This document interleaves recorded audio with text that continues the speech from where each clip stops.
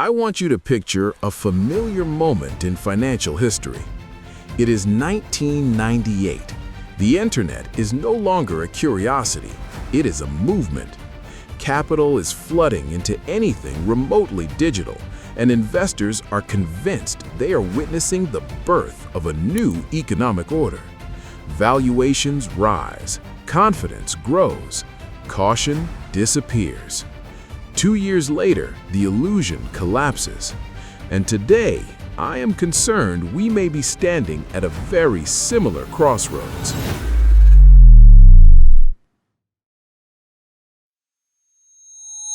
Part 1. The lesson history keeps teaching. When the dot-com bubble burst, the Nasdaq declined by nearly 80%. Less than half of the companies survived. And yet, the fundamental thesis was correct. The internet did change the world.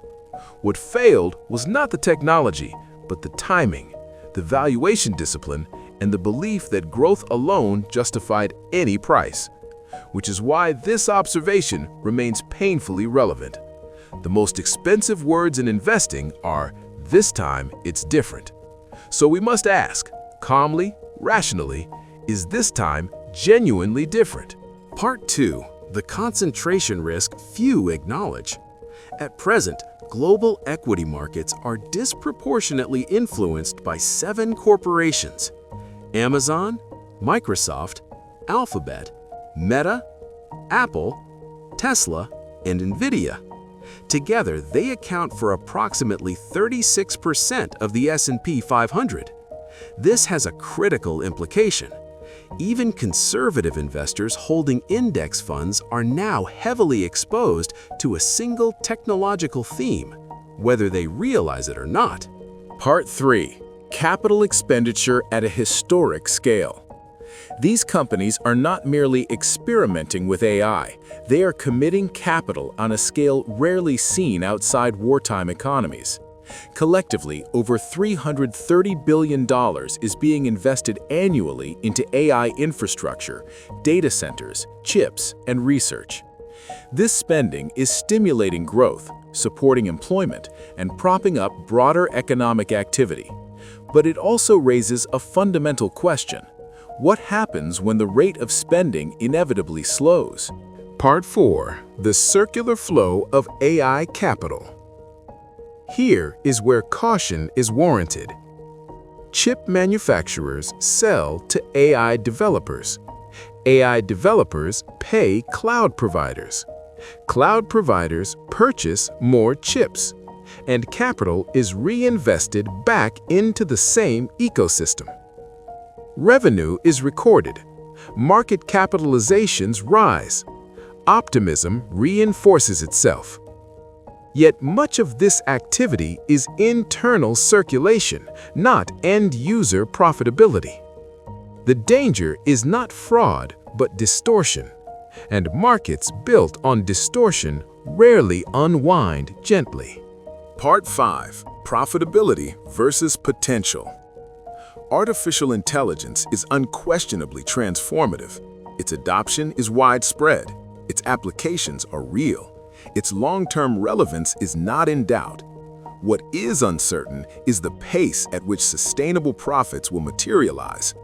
Several of today's most celebrated AI companies command extraordinary valuations while remaining structurally unprofitable. Markets, however, are patient only until expectations fail to be met. Part 6. The data constraint. There is another, quieter risk. AI systems have consumed the vast majority of publicly available human-generated data. By the latter half of this decade, progress may depend less on scale and more on innovation. If advancement decelerates even temporarily, investor assumptions could unravel rapidly. That is often how bubbles end, not with collapse, but with disappointment. Part 7. Is this a bubble? In my view, yes. But it is not an empty bubble. Unlike the dot-com era, today's companies provide genuine utility and real services. However, prices currently reflect a near-perfect future. and markets rarely reward perfection. Part 8.